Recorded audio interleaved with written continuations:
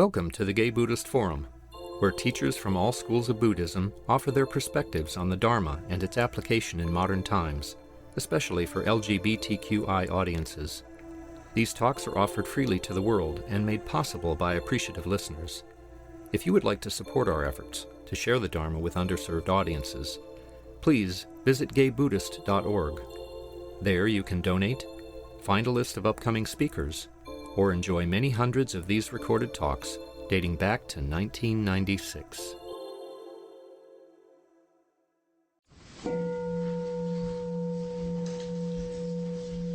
Okay, at this point in the program, our tradition is to go around and introduce ourselves by our first and last name. As we wish, I suggest that you pause a little bit before saying your name so that people get to remember yours.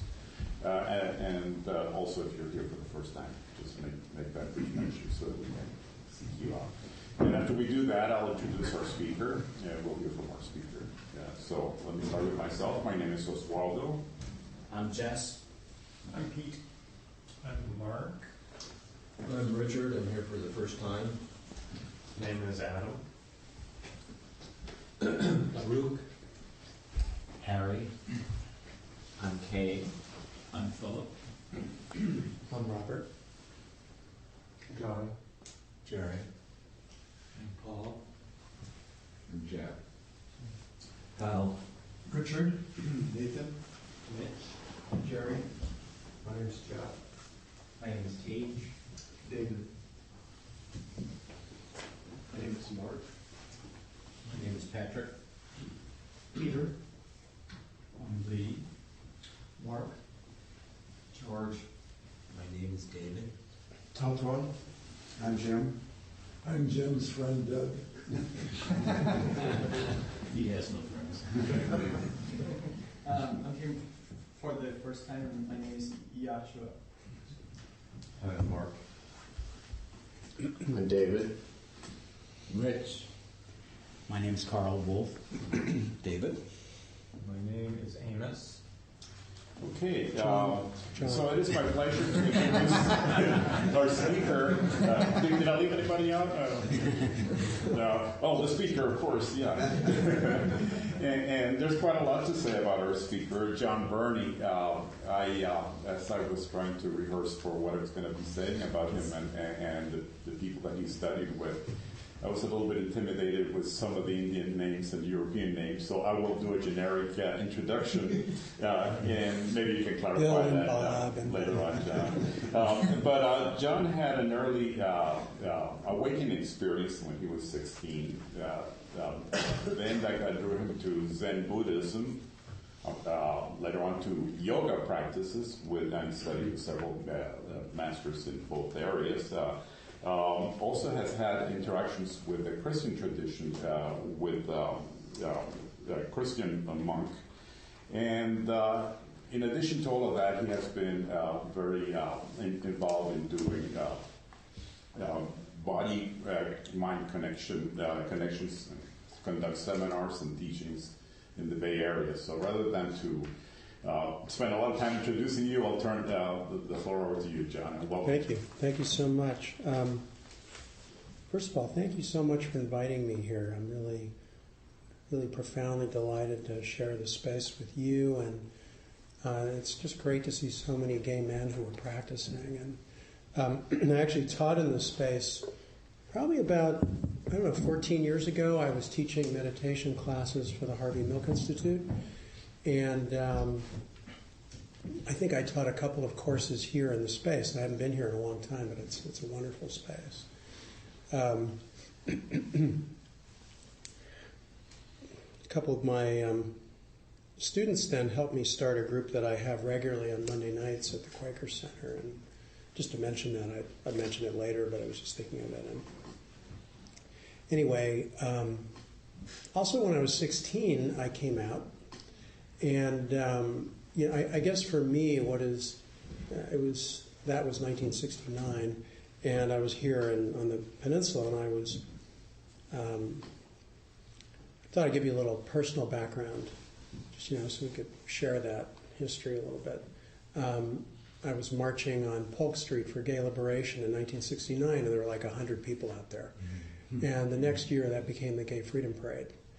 And so I was very actively involved in gay rights, and the spiritual opening that had happened for me really kind of changed my perspective. I had been I was planning to go to Stanford in medical school. I was a concert violinist, and I had this transition. I was not religious at all, and it led me to becoming a Buddhist monk, which I did for years, and did many, many years of intensive Zazen practice and Vipassana practice. And I could tell you about the history if you're interested, and eventually met and had a close relationship with a man named Jean Klein, who you may or may not have heard of, but he was the first, what I would call, realized teacher that I had a close relationship with. He was, what do I mean by that? He was embodying the teaching. He wasn't having to say anything. It was sort of his resonant field of presence. And for whatever reason, I was ready to be with him then, and that had a profound impact on me and completely shifted my understanding of spirituality and practice, probably 180 degrees, just like. Whereas prior to that, it was really this effort to get enlightened and, bust my ass on the cushion, and which I did for decades. And so I can't even sit on one anymore.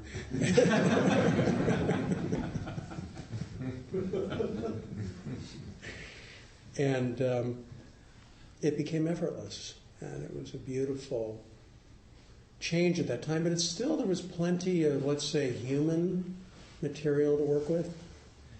And actually, the book that I published a couple of years ago called Ordinary Freedom was really a kind of, it's like human being, it's ordinary freedom. It's the infinite with the particular. And so I think a lot of times people practice to eliminate the particular and just have the unlimited, looking to transcend, or so kind of self-serving that they don't have any consciousness of the big picture, and they're just self-involved. Small self, I mean. So I'm interested in really the interface and the integration of our full human life with a profound realization. And that's kind of how my process has evolved. So I think a lot of people find it very reassuring to know that it's okay to be human. In fact, it's essential for this unfoldment to further itself, this unfoldment into our true nature.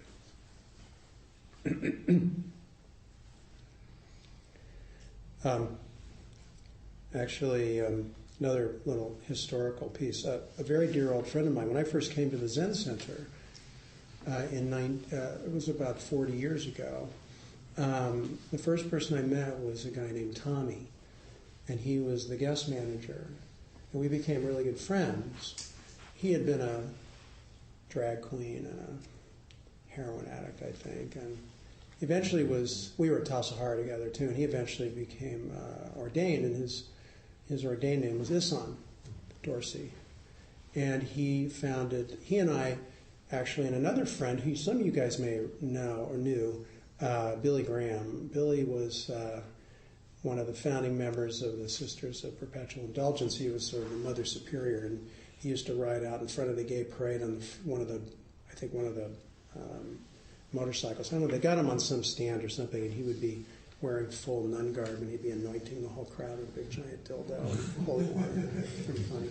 He was a great guy. He taught TM, Transcendental Meditation, and he and Tommy, who became Isan, and I started the first gay Buddhist group.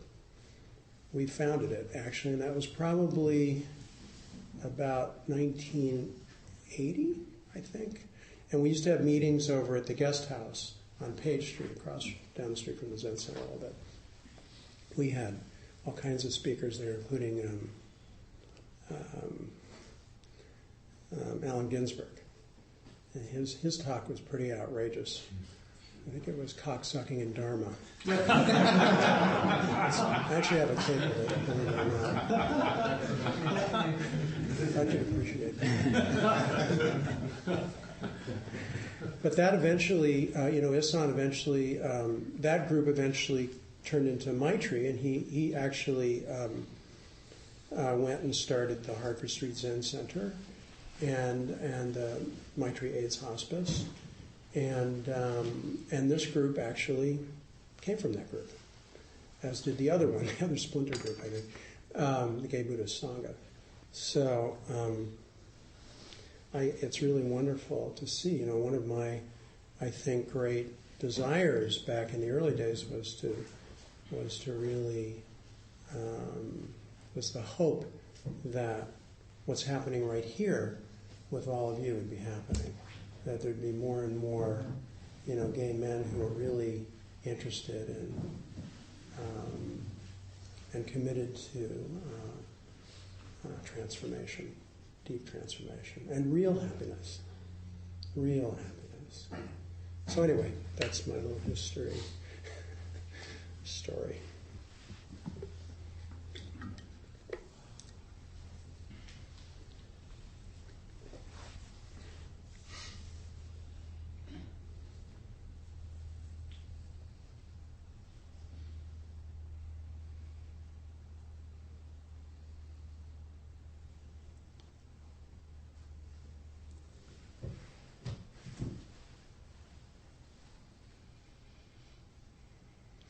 So I'd like to invite you to really be just here now,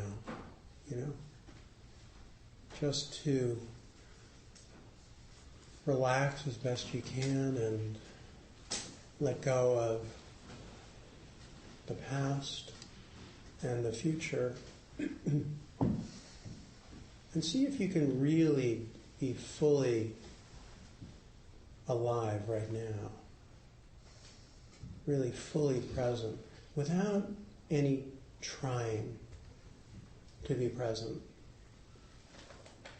without any struggle to be here.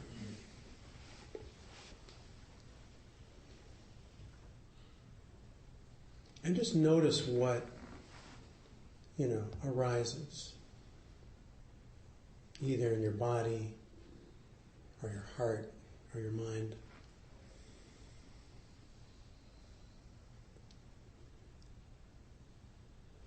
And to gently, with tenderness and compassion, and maybe even forgiveness, allow yourself to be with whatever's right here, right now. Even if you're uncomfortable or wished you weren't here or whatever.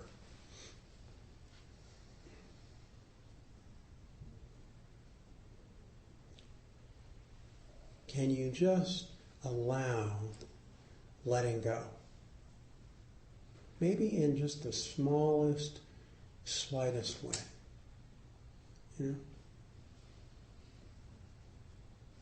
Maybe just letting something in your body soften.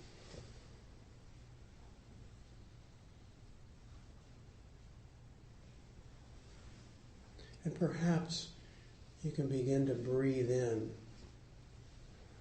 the stillness and the silence that's here.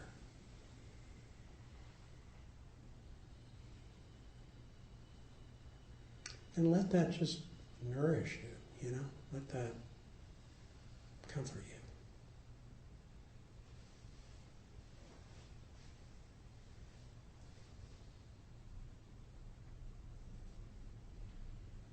Maybe just feeling the breath, letting the breath breathe you.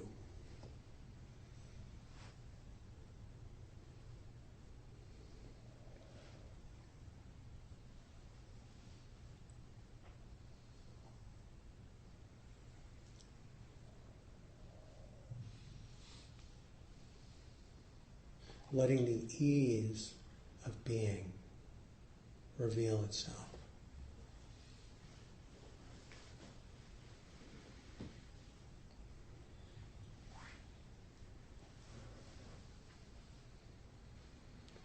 Because what you seek, if you do, is already what you are deeply.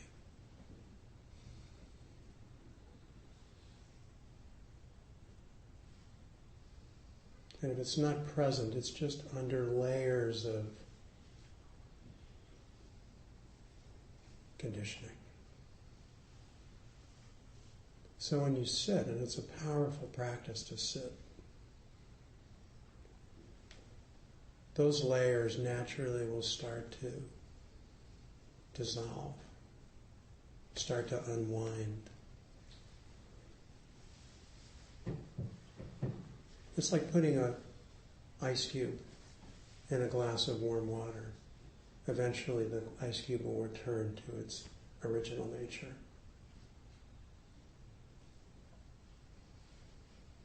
So you don't have to do it. That's why they say it's non-doing. Or zazen is shikantaza, which means just sitting. Doesn't mean someone sitting, someone doing, someone becoming enlightened. It's just sitting. So you actually get a break. You actually get the relief of having to be somebody accomplishing something. You know? And then that deeper light, presence, fulfillment begins to blossom.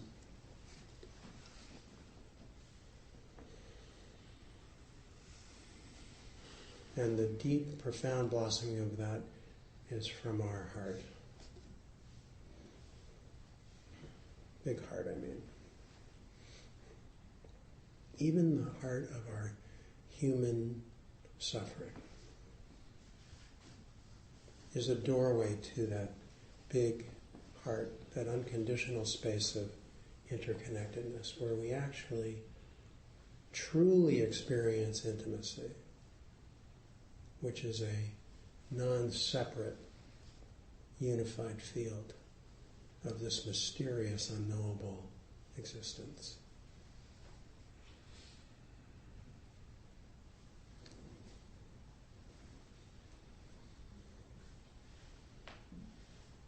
And everyone can discover that.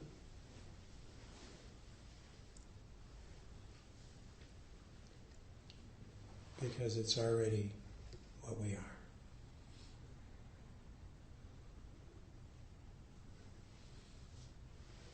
That's why in Buddhism they say there's no attainment.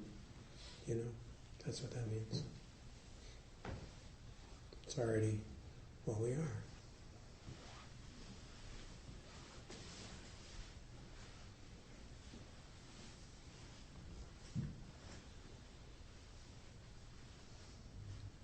And I think many of us really benefit from understanding how to give ourselves forgiveness and compassion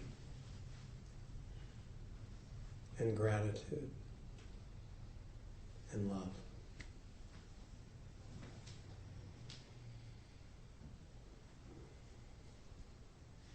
Especially what most of us have been through.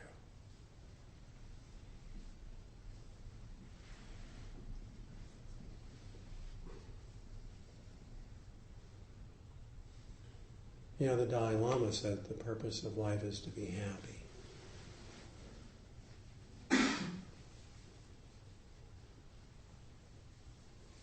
I agree. And this emergence of our deep being, true nature, Buddha nature, whatever you want to call it, that is really the realm of happiness. The big happiness. I'm not talking about, temporal happiness. That's fine. We all know about that. Getting your needs met and whatever, satisfying your goals. Whatever. But ultimately, we're not truly happy if we don't find peace. We don't find that center. But you all know this already. You know that? You already know this. Even if you don't know it. Because it's what brought you here. You might go, what am I doing here? I don't know. I've read some book or whatever. Had an experience. Life has been unfulfilling in some ways and you're looking for meaning in a deeper way. I certainly was young. I started out young. I was arguing about the existence of God with a Sunday school teacher at 11 and I wasn't buying it. I came home and I told my mother, I'm not going to Sunday school anymore. I'm too busy practicing the violin. Okay, honey. And I decided, I became an agnostic at 11 and decided when I saw God I'd believe it. And I felt that all my friends in their respective religions were being brainwashed. I haven't really changed my opinion about that, because it's not about belief at all. The truth has nothing to do with dogma. That's why on a certain level stage in Buddhist development, in Zen development, they say, kill the Buddha, burn the scriptures. That's a teaching.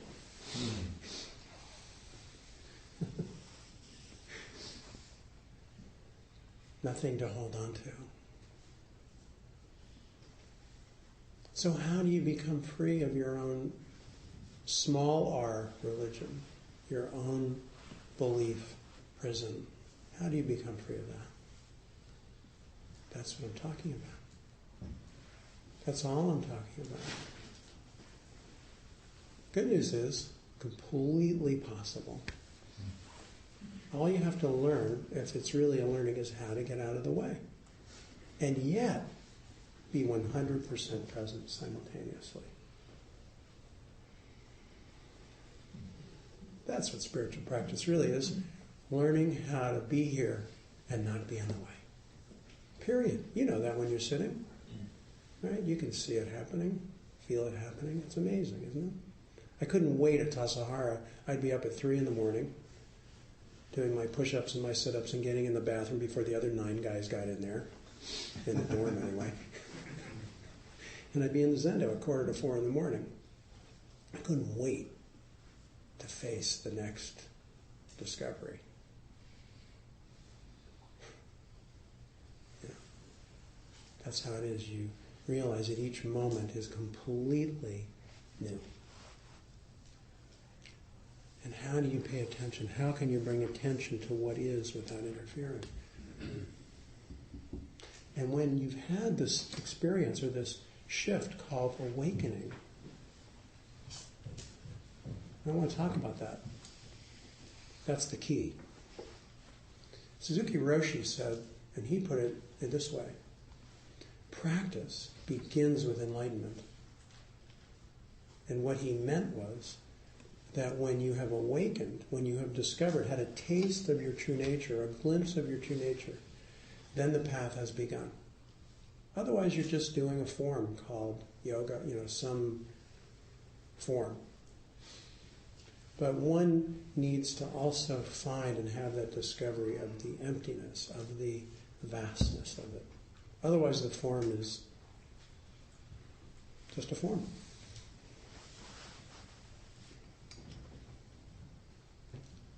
In my work, in my teaching and support publicly and also in my private work, it's about simply bringing a mirror here and pointing out when that awakened presence is conscious, because people often miss it. And once you get that acknowledgement, that famous "that's it," if you're Zen educated, Gute raises a finger, that's it. That's what it means. That's the purpose of a teacher in the direct path. It's just simply there's a union, there's an instant interconnectedness that's recognized. You probably know what I'm talking about. And that moment is very important to go, oh, this is it. This is the light. This is the presence. This is it. You can't hold on to it. People have awakenings all the time in retreats and all kinds of things, and they go, well, I can't, but now I'm back in my suffering. I'm back struggling. What happened? What did I do wrong? Is this the wrong teacher, teaching, path, lifetime? Do I need to take more ayahuasca or whatever? That's popular on Maui, where I was just teaching.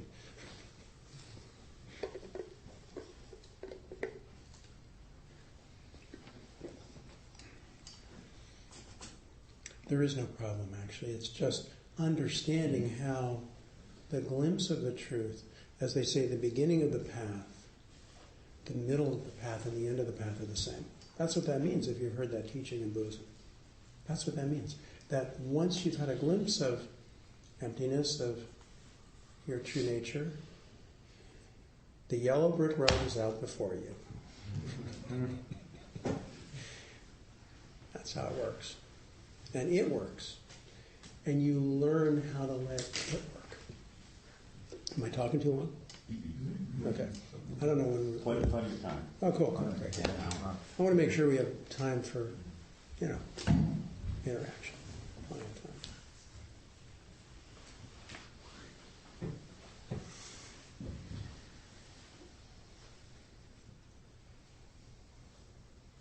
time. Some people think gurus or teachers enlighten you. They don't.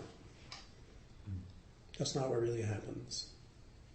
What really happens is that which you are fundamentally sees that's what they are fundamentally, and it feels like a whoop, like a zap or a shakti hit or like something happened.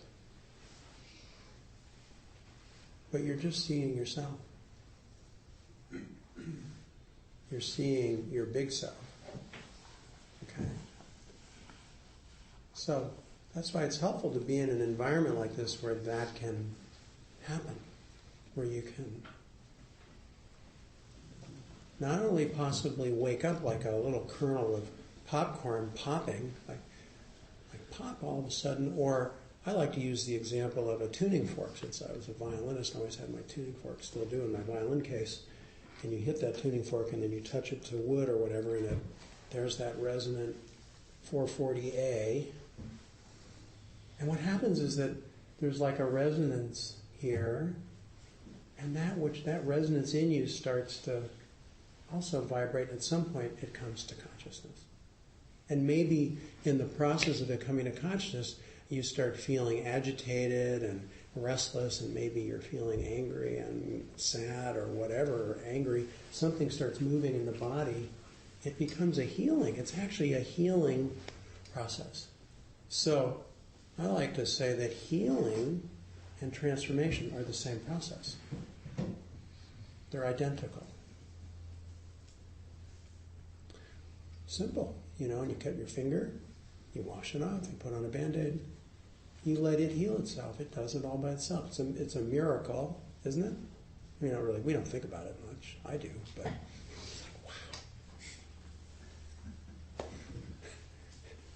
This life it's a miracle. Think about it. Think about the universe for 3 minutes, and your mind will be completely blown. Totally, you go crazy, or you won't want to think about it. It's too much. We're not in control. We're not doing this.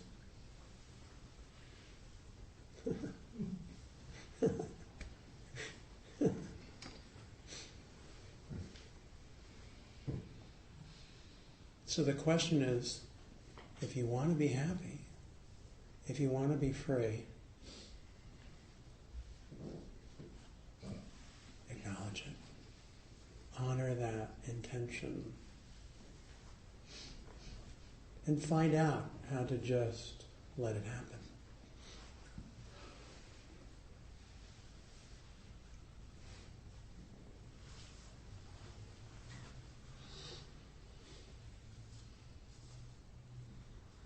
I'm sure the Buddha, when he talked about the Eightfold Path, and he talked about right effort, he talked about how can you sit on your cushion or in your chair, or to be here, even just to be here right now, and to be attentive, to be one, like I invited you right at the beginning, to just let go of the past and the future and all that internal discussion going on in your head, that analysis. That's the filter that's in the way of being here right now. Can you just listen from your heart? can you see from your heart?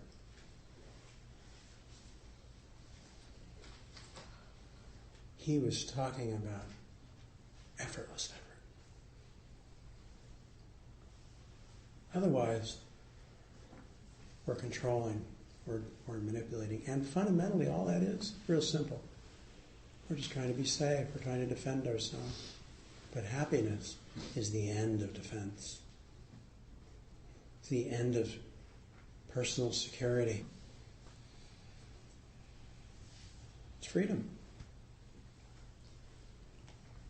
It doesn't mean you don't put on your seatbelt when you're driving. That's not what I mean. It doesn't mean you don't buy the insurance policy. I'm talking about freedom. The freedom of true happiness.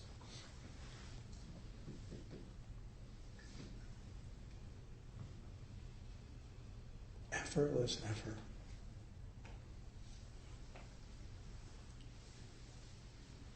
Ironically, it was the hardest thing to learn.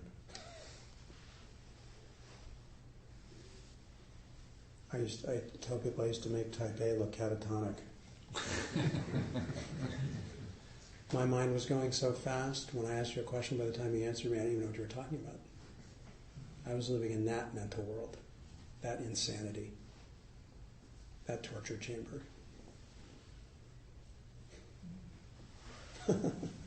Most people want to be free of that.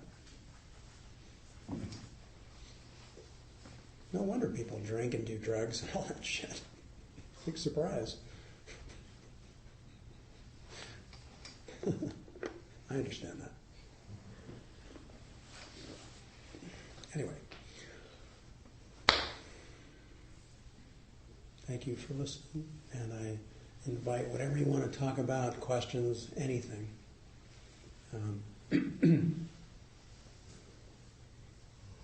Please. Can you say more about that experience you had at age 12? 16. Described as awakening, as detailed as you can recall. What were you Oh yeah, I can. Actually, it's published in a book called Queer Dharma, which they actually the title of my article in there is called Monk in Drag. The subtitle, which I could barely get the publisher even to do that one. He didn't get it, but it's all right. I wanted to have the subtitle. You can take yourself out of the monastery, but you can't take the monastery out of yourself. Anyway, yeah, that. What I meant by that, and I'll get to the story, was that when I left the monastery, I realized that the depth of that, what that was for me, didn't leave me, even though I left the, location. That's within. So the experience. See if I can do a really short story. It usually takes a while to tell the whole thing, but. I remember at age 4 looking up at the stars and wondering what was going on. And I had a mother who taught me to ask questions about everything. So I questioned everything, like what's going on? And that was very helpful, down the road. I'll share one. This is a completely off the story, but something I think you'll appreciate, which is that when I came out to my parents at 16, and my mother thought I should see a psychologist, for the psychologist she was saying, I told her I didn't need to see a psychologist, and that I was fine. I was okay with my sexuality. And anyway, I ended up going to see him for other reasons, and eventually he was a strict Freudian, and he viewed homosexuality as a pathology, as narcissism, if I remember correctly. And I remember I was in I was in love with somebody at the time who was straight, of course. And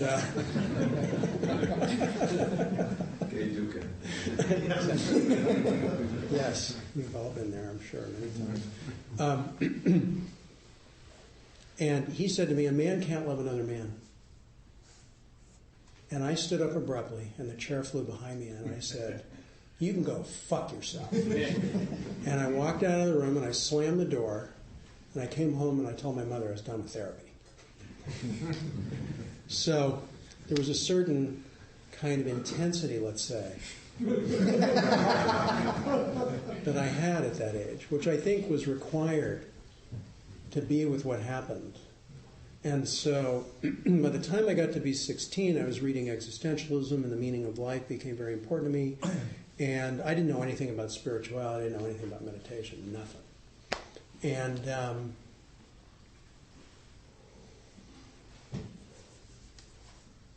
my life didn't have any meaning. And I was working very hard. I was getting straight A's, and I was busting my ass and practicing the violin 4 hours a day, and performing, and I was a concert performer. And I just didn't know what was I doing this for? I looked around at my parents' friends. They were successful. They weren't happy. I thought, what am I going to end up like them? And so, it was the 60s. And it was here. I was marching in the streets against the Vietnam War. It was that was the time period, right? It was the Haight-Ashbury. The hippie movement was happening. And so I was questioning a lot. And so that questioning led to an inner process. It was all internal, where I remember asking a question. I don't know where this came from, but it was something like, is there some kind of creative force in this life? I was very science-oriented, and that became important to me. This question was kind of burning in me. And looking back in my life, all the way back, as far as I can remember, it just felt like a bunch of isolated experiences. It didn't feel like any connection or meaning. And I didn't know where I was going. I mean, I knew, but I didn't. There was a sense of just something like that. And so this question was burning in me. And I wasn't talking to anybody about it. I wasn't reading any books or anything. And then the next, I had my first this whole process lasted about 4 months. Okay? And the first realization that came to me was, well, of course there's some kind of creative force, because there's all this stuff. There's trees, and there's there's animals, and there's people, and there's planets, and I'm 16, right? And then I thought, I knew there was a creative force like gravity, like centrifugal. It was kind of like I was thinking scientifically, and I had to discover what it was. And that intensity of needing that became the most important thing in my life. I felt like I had to discover that. Otherwise, I couldn't keep living. That's how strong it was. Seriously. So, that went on for I don't know how long, a month or two, and then then it hit me. Of course I can discover what it is. I'm part of it. And how did I know that? Somebody told me years later, a person I saw when I was probably 20, it was the first time I found out what happened. She said, you had an enlightenment experience, and you had lifetimes as a monk, and you knew what to do this life to get yourself ready to have this experience at that age. I don't know. There was nothing in this life, certainly. So there was this realization that, of course, I could discover it. So I came up with a plan. I had a big, furry beanbag chair. And when I don't know if any of you guys had one of those. And and the plan was when my parents went to bed, at night I was going to sit in that beanbag chair, and I was going to stare at the wall, and I wasn't going to move until I discovered it. That's right. How did I know to do that? And so they went to bed. It was 11:30. I closed my door. I took off all my clothes. I sat nude. It was just more comfortable. And, furry beanbag. And stared at the wall. And I wasn't going to move until I discovered it. And my arm started itching, and I wasn't going to scratch it. I didn't scratch it. And my mind started wandering, and I didn't let it wander. And I'd been doing acting. I'd been doing acting, in school drama. And I knew a little bit about breathing. So I was aware of my breathing. I was doing intensive meditation. I didn't know it. Right? And all of a sudden, I don't know how long it took, but at some point, something really cool started happening. The walls started almost like breathing or undulating. It was almost like a wave movement. And not only that, I could feel it in my body. I could feel that movement. And not only that, it was radiating light. I could feel that. And I thought, whoa, this is far out. I wasn't on drugs. And point that out. And so something in me knew to allow this to happen. Just knew it, trusted it, and went with it. And the movement got bigger, and the feelings got stronger, and the light got brighter, and it kept escalating. And it was like unbelievably, it got to the point, it was for a long time, it was like, wow, this is amazing. But then it became completely terrifying. Completely 100% terrifying, because I felt like I was in a sports car with the gas pedal nailed to the floor, and the thing was going to go faster and faster and faster, and it was going to go off an abyss. That's how it felt. And I was scared shitless. And I knew I couldn't stop it. At that point, when I was absolutely terrified, this voice came to me and said, stay with your breathing.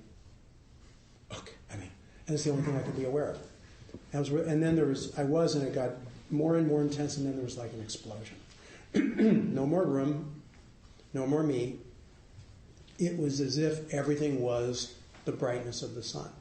And I remember describing it back then as 1,000,000 times orgasm, as if every cell in my body had a nuclear explosion.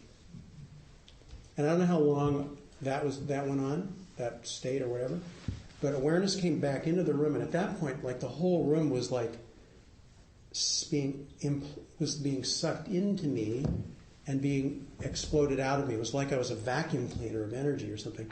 And it felt like I was being ripped apart physically. And my whole body started convulsing and crying, and I got up to get a blanket to cover myself, and I looked at the clock, and I'd been there for 3 hours. And at that moment, I felt if I died, my life had been worth it. That was one thing. I looked back in my life, everything had meaning. And there was a sense of trajectory in the future, of being guided, which is still true to this today. And ever since then, I see and feel the light. That was the presence. That was the awareness that awakened. I didn't know what it was, and I didn't know what happened. But that's what happened. In fact, I'd go to class in high school, and I'd be in some lecture, and I'd be like explaining into these states. And I actually started getting scared because a friend of mine ended up in a mental hospital. He flipped out. He had a very abusive father, and he ended up in a mental hospital. And I thought, oh shit, maybe I'm going crazy. So I stopped it. I clamped down on it. And but eventually, that light is the force of nature, and it can't be held back. And suffering is really the holding it back, actually. Suffering is the holding back of the light. So that's what happened. I'm sorry it took me so long, but it takes a while to usually crank that one out. Everyone has their own awakening. Some people have it very easily, like no big deal. For me, it obviously got my attention. And that's what needed to happen. I don't know why some people have one version and other people have another version, but the essence of what appears is the same for everybody. You want to call it God, you want to call it Buddha, you want to call it emptiness, doesn't matter. It's the same thing. Is that? Yes, thank you. You're welcome. Okay. Yeah. Please. Can you talk a little bit more about getting out of the way? Yeah. Oh, sure. I think I get in the way a lot.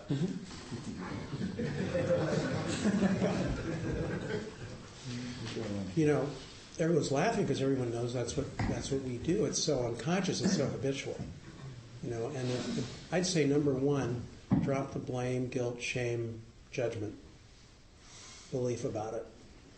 That has to all kind of be at least separated out. I don't mean denied.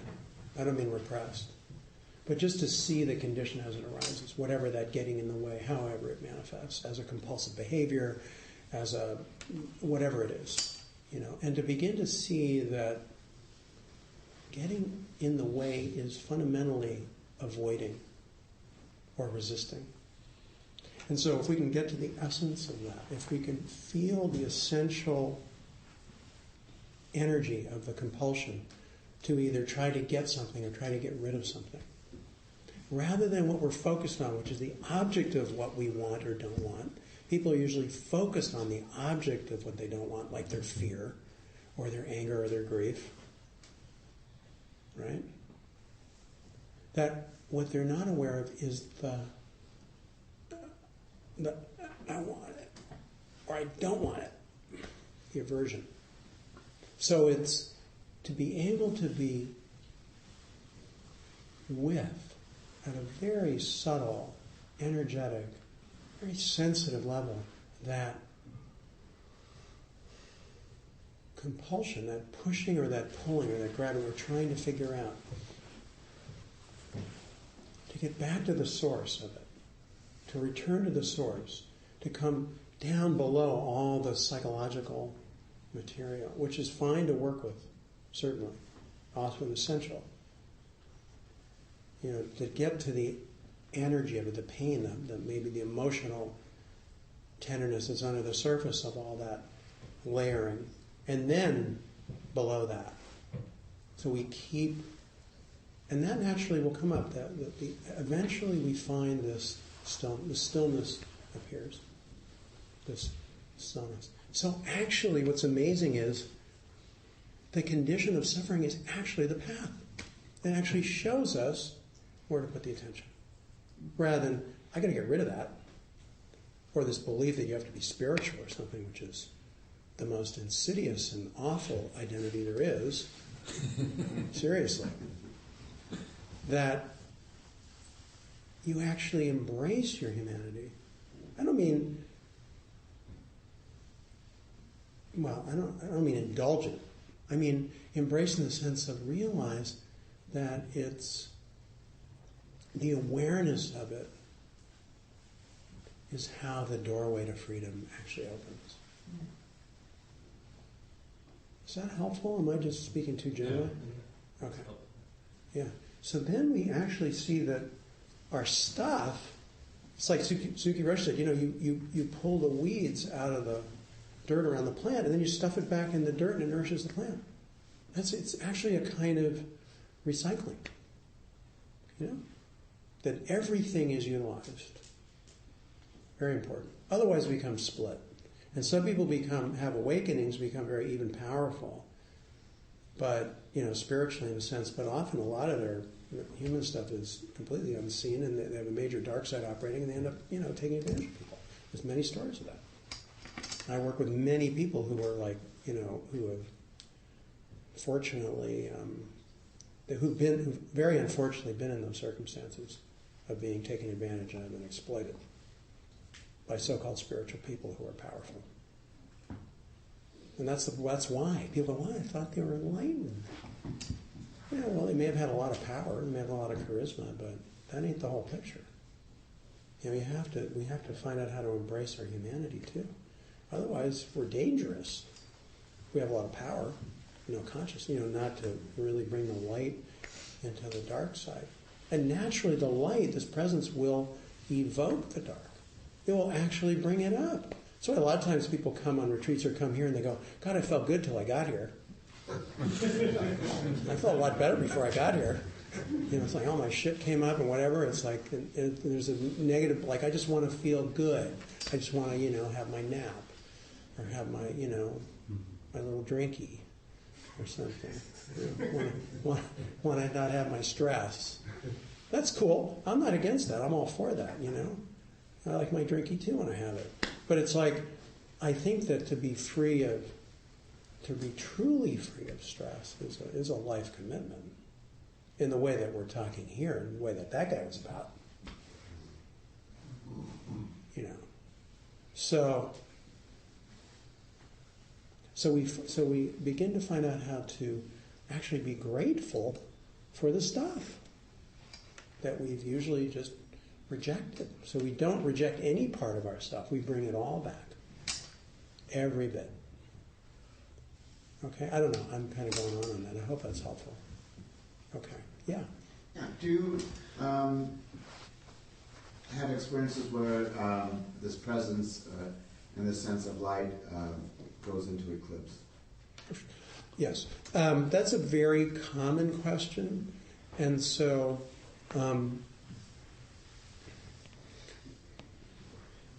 Are you asking about my own experience, or is that, or in terms of working with others and what people's process are? I guess your own experience. Okay. Yeah, I would say that there have been stages of that. I would say that probably back when I was with Jean Klein in mid-80s, that presence became 24/7. Now, but there was still quite a bit of material, human material, that clearly was wanting to be worked with. Okay? So I would say that even though that was available always, it wasn't always foreground. But instantly it could be. Let's just put it that way. And I think that, but there was no worry about it anymore because truly I knew I was that. There wasn't, my identity had dissolved. The sort of personal self-identity in history wasn't believed in anymore on who I was. So there was the realization that I was this presence. I still knew that the personal had karma and conditioning. I had a lot of trauma from my background, my upbringing, birth, all kinds of stuff. There was a lot of stuff there. But this was always available, yes. I find that most people who have awakenings, it's probably the biggest question that goes around, which is, how come it's not always present and, I want it to be present all the time? You have a taste of truth, it's like, it's the true ecstasy. But why wouldn't you want it all the time? Of course you would. Why wouldn't you want to feel loving and connected all the time? Obviously, it's natural to want that. And it's our true nature to be that, actually. So I think I think for most people, it's learning also to be patient. Profoundly patient. Because it's not in our control how this works. It's not like if you sit more meditation, you're necessarily going to get it faster. No guarantee of that. Maybe if you stop trying, it will just, the butterfly will land on your shoulder. Okay, you're welcome. Please. So what's up with you these days? I'm too busy. I'm hanging out with people all the time. So is that what you mean? What are you asking? Well, you're in your late 50s. Yeah, I'm almost 60. I'll be 60 in a couple of months. And you've been doing this for a while, and you've been evolving. So how do you see your evolution going? Perfect. No problem.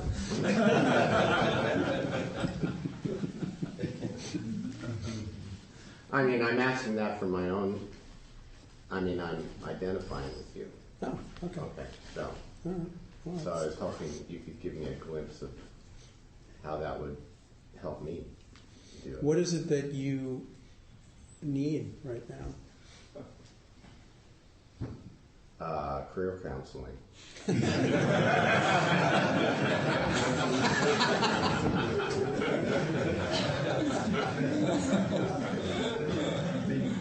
That's not in my job description.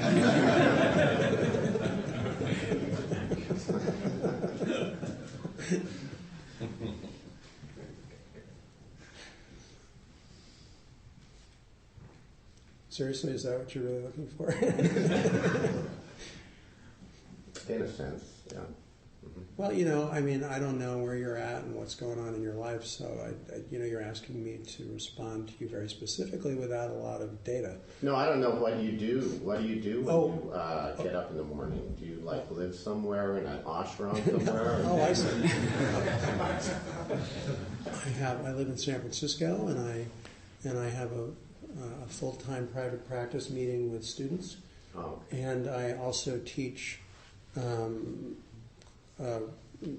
gatherings like this all over the Bay Area, and I have retreats I lead, and so I have a nonprofit corporation and a volunteer staff, and I'm busy. That's what I meant. There's more requests for my time than I have time for. That's what I meant. So many people are actually looking for help in the way that I seem to be able to offer it. So ironically, people wanted me to teach a meditation group, so I did it, and it just evolved over the decades. So I just find myself busier right now. It's hard to keep up with it. So now I was blessed with an administrative assistant, and she is going to help me try to manage it, because I can't manage all of that.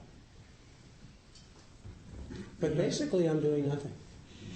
If you want the real answer. We have time for one more question, and then maybe we can, if you can, willing to hang around for the next half hour. Sure. Oh yeah, sure. We can No problem. individually. So I think this fellow had his hand up. I just wondering if you could talk more about how you work with the body and how that's integrated into your practice. Yeah, I did hands-on work. I did hands-on healing work for many, many years. I don't do that now. I just don't have the time really. And so my training, I don't know if you want to know my background in that, but anyway, I had a lot of training in different areas. And but I would say now that I know that what's your name again? Sorry, I couldn't hear you. He referred to that, but I find now with this direct work, it is very much a kind of body work. Because as awareness, as this consciousness begins to become more foreground, it actually can heal the body and the mind and the heart. So it's hands-off work at this point, but it's very deep. I love hands-on work. I love doing it, but it's just I did that for a long time in my work. So that's not much of an answer, but yeah. Are you looking for healing work, hands-on work? No, it's more about how you, and I think you've been talking about it along the way, about just how you go from the human to the being, and the human sometimes being the body. They're completely interconnected. Yeah. There's no separation really at all. They're completely already interfaced, and peace is really is really living in that realm that actually allows that to be the case. Is that helpful? Mm-hmm. Okay. Well, thank you so much. It's been really nice hanging out with you. Thank you very much. You're really welcome. Okay. Do we have any announcements? Oh, can I make? Oh, yeah, sure. Go ahead. Yeah, please start. I forgot. Yeah, thanks. Yes, I'd like to mention that I have. If you're interested in what I've been speaking about, I have a Monday night group that's donation, $10, whatever. It's free if you want, and it's on Monday nights at the Quaker Center. It's on 9th Street between Mission and Market, and information's on my website, which is johnbernie.org. Also, I'm available to meet with individuals.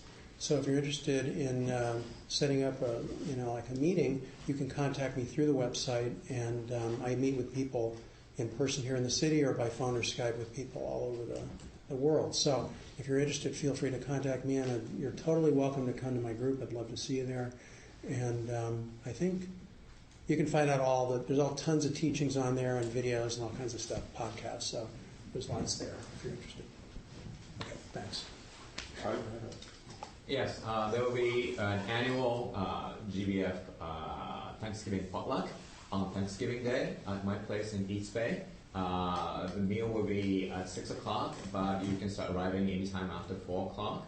And if you're interested in coming, please let me know, because we are trying to coordinate dishes, and there are also flyers out there. Thank you. And it's wonderful. It's always fun. The other announcements?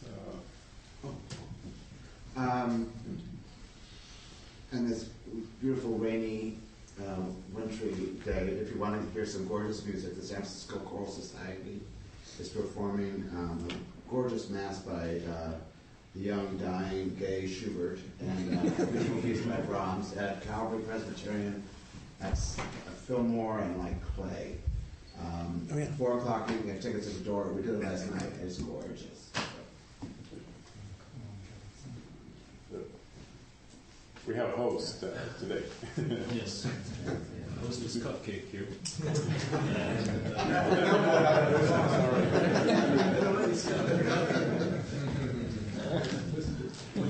cookies out there, and one has bacon bits, one has anchovies, my famous banana bread. No, just fresh baked potato chips. And there's hot water for tea. Please clean your cups and put them away. I'll be going around with the handgun and the Donna bowl. It's $5 to $8. That's it. And at about 12:30, people gather at the front door who might be doing lunch. John, we normally have a dedication of merit that we refer, but if you care to do one of your own, that will be quite welcome. Otherwise, I'll be happy to read it. No, please do. Okay, so at this point, we stand, hold hands, and do the dedication of merit.